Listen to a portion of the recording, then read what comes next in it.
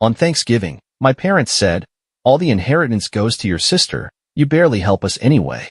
My sister smirked. "You were never the favorite." I calmly stood up and announced I'd stop paying their medical bills. But a month later, they called me. "We've decided to leave everything to Emily," Mom said casually, placing her fork down on her plate of turkey. For a second, I thought I misheard her. The scent of pumpkin pie lingered in the air. Mashed potatoes were growing cold on the table. But suddenly, the warmth of Thanksgiving dinner felt ice cold. "What?" I put my wine glass down. "The inheritance," Dad added, still focused on his plate. "The house, the savings, all of it." Across from me, Emily swirled her wine, a smug little smile tugging at her lips. "You don't really help them anyway," she said with a shrug. I let out a short, humorless laugh. "I don't help?" I repeated, shaking my head. "Who's been paying for their medical bills? Who covered Dad's surgery last year? Who's the one making sure they can even afford to live in this house?" Mom sighed as if I was bringing up something utterly trivial. "We never asked you to do any of that, Matt." And that was when it hit me. The years of doing everything for them. The nights I spent calculating how to cover my own expenses while still sending them money. The way Emily had never lifted a single finger, yet was always the one they praised. I could still hear her voice from years ago, clear as day. "Mom, look.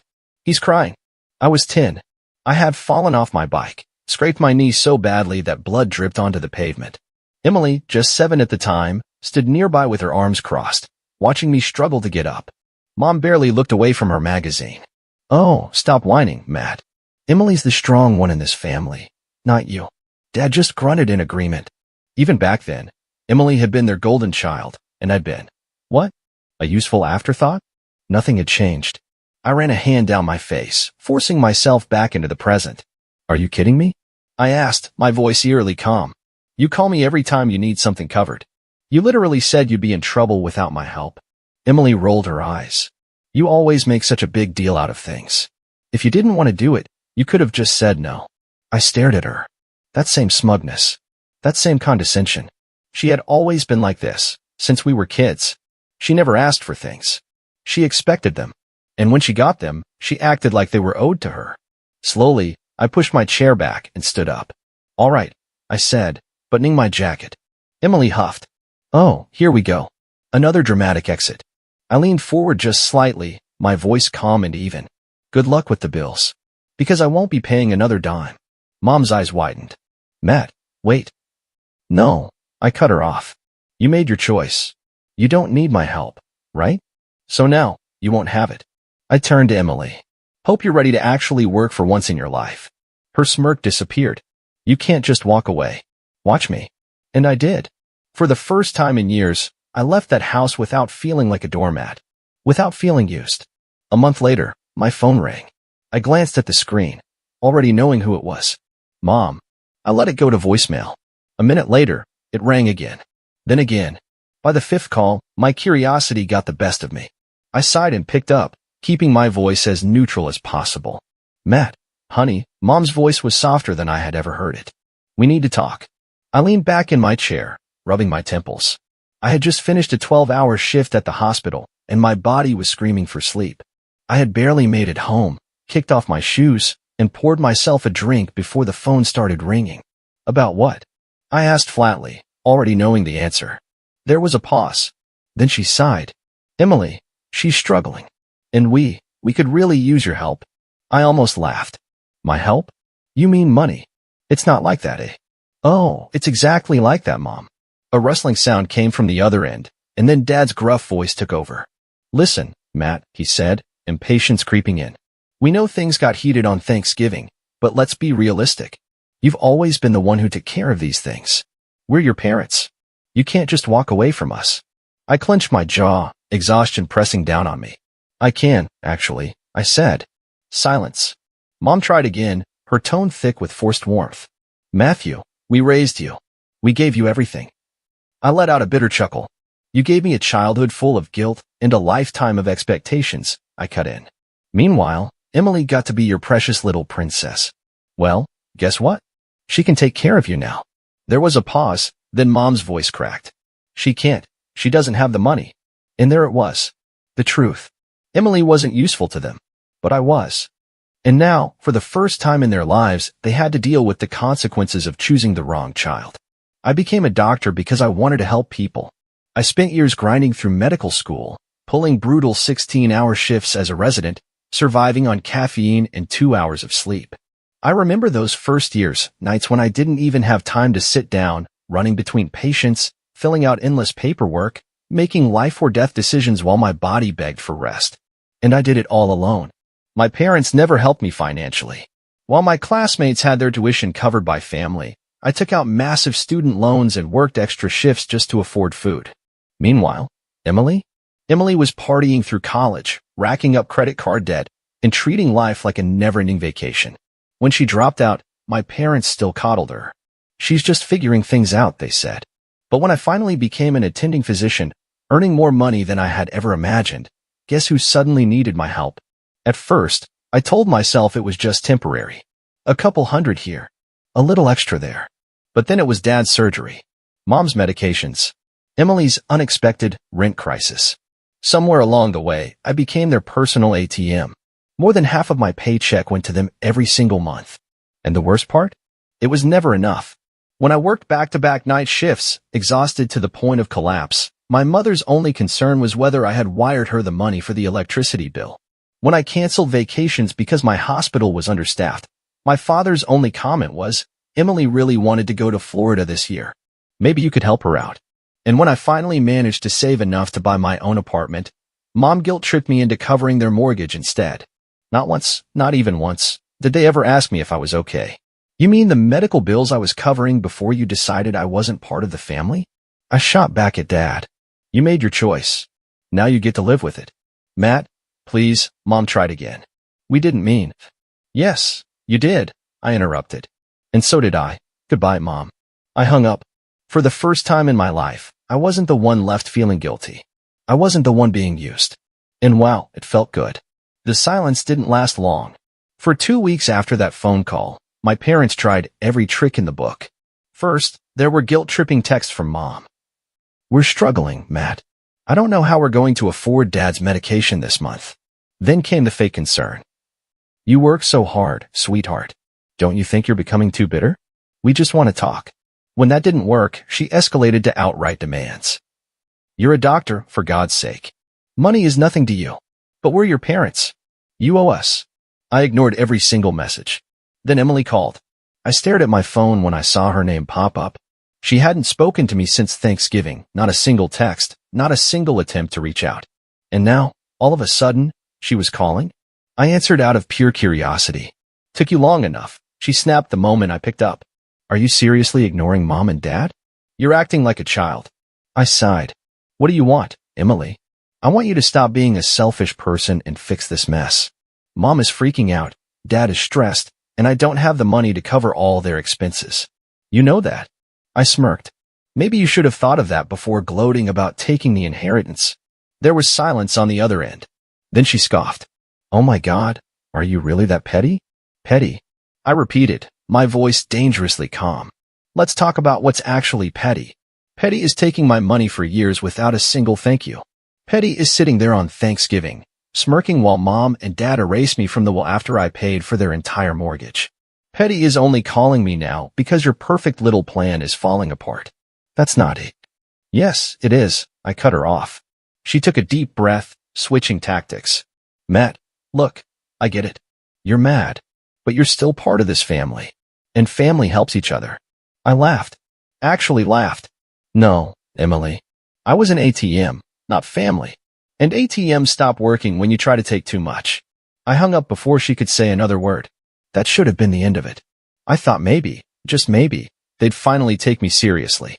But I underestimated just how desperate my family could get. It was a Tuesday night when it happened. I had just finished a long shift at the hospital, my scrubs still smelling like antiseptic, my feet aching from standing all day. I was exhausted, barely keeping my eyes open as I pulled into the parking garage of my apartment complex. And that's when I saw them. Mom, Dad, and Emily, standing outside my building. Waiting. My grip tightened on the steering wheel. "You've got to be kidding me." I parked and stepped out of the car, keeping my expression unreadable. "Matt."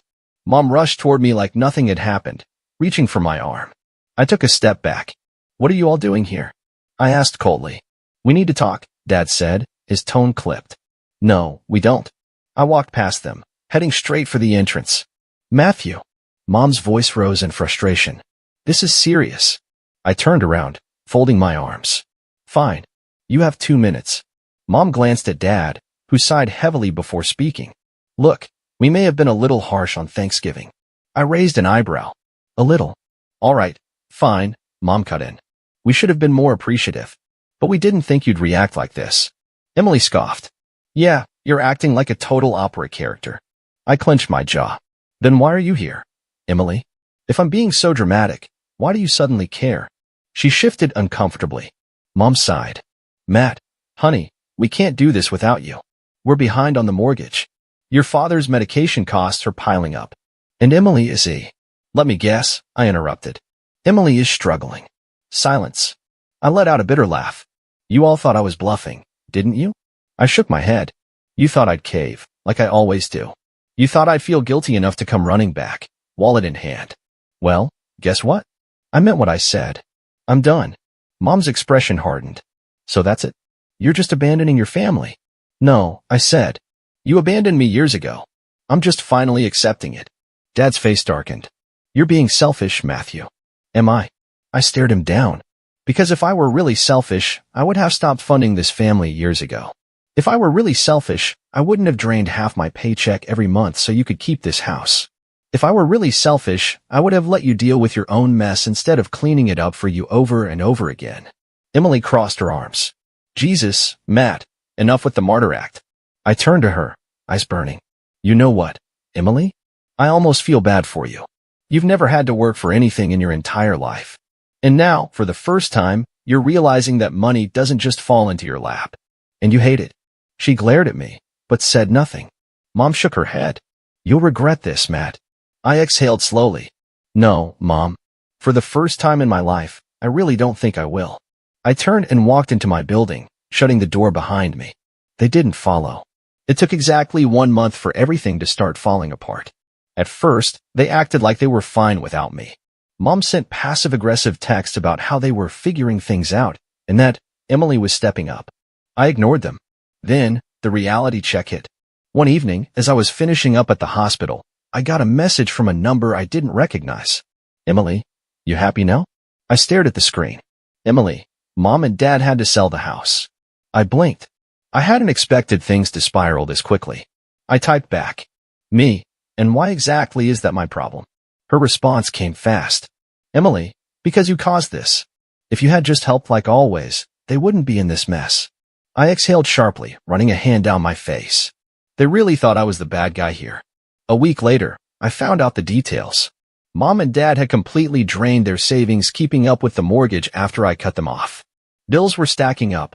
Dad's medications, overdue utilities, property taxes. Emily, despite all her bragging, couldn't afford a single thing. And since they had zero backup plan, they were forced to sell the house just to stay afloat.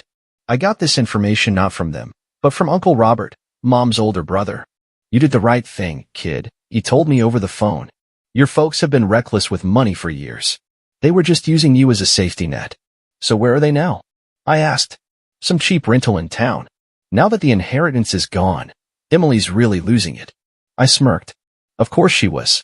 For the first time in her life, she was actually facing consequences. Emily's breakdown. 2 days later, Emily showed up at my apartment. I barely had time to react before she barged in like she owned the place.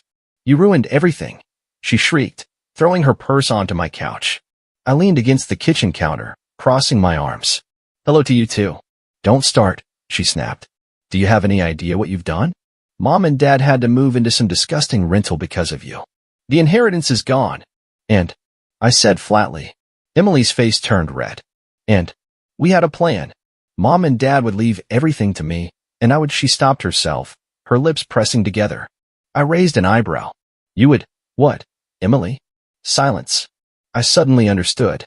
Oh my God, I laughed. You thought you'd get the house and then sell it for cash, didn't you? Her expression gave her away. That was exactly her plan. She never wanted the house for sentimental reasons.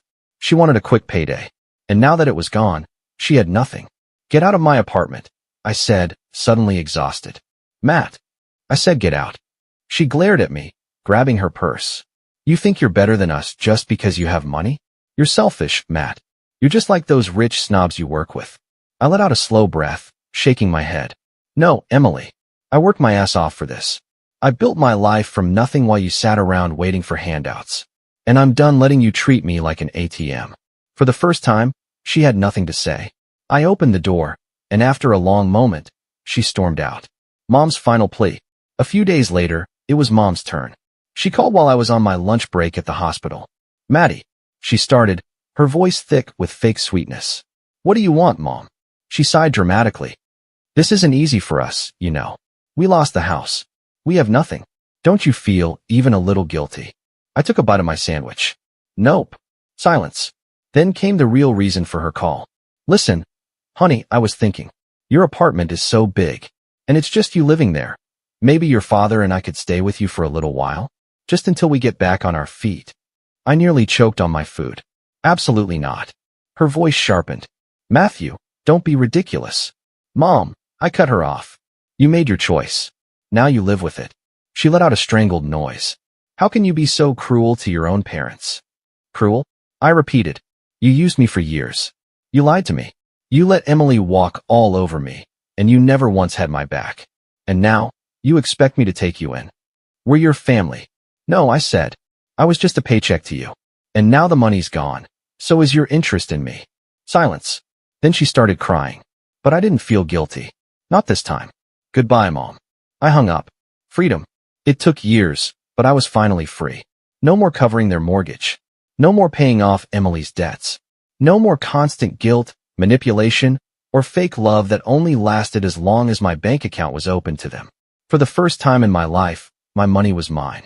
I finally started putting away real savings. I traveled. I took time off work without feeling like I was throwing my family into crisis. And most of all, I felt lighter. They had drained me for years. Now, they were learning what it meant to live without me. And honestly, I didn't miss them at all. It's been 6 months since I cut them off. 6 months of silence. 6 months of peace. For the first time in my life, I had control over my own money, my own choices, my own future.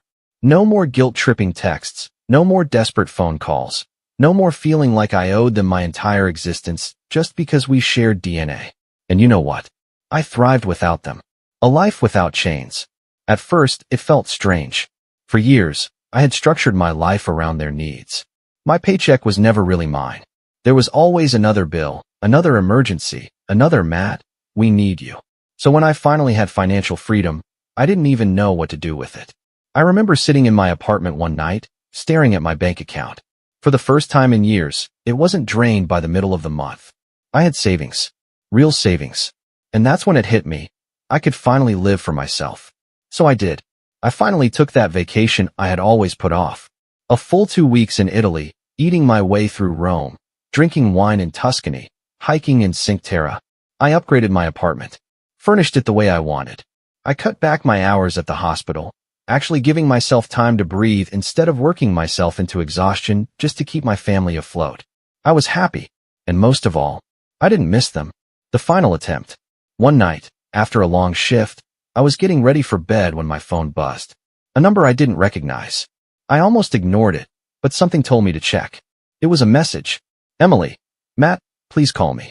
It's important. I stared at the screen, debating whether I should even bother. Finally, I sighed and typed back. Me, what do you want? A few minutes passed before she responded. Emily, Mom's in the hospital. I felt nothing. Not shock.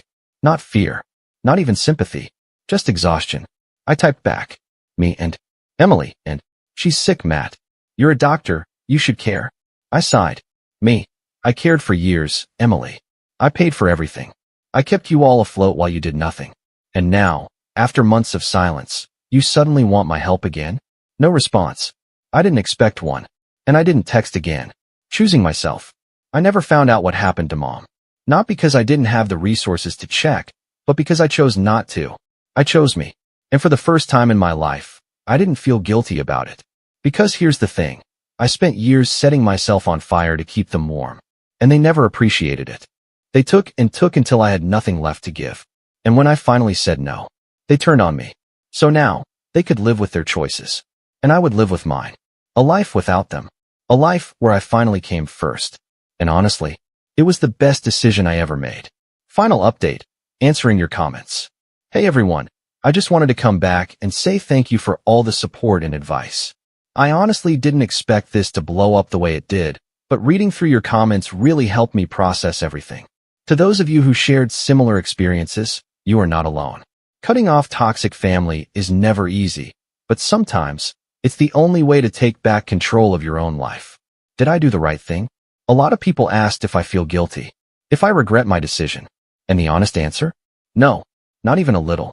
For years, I gave and gave while they took everything without a second thought.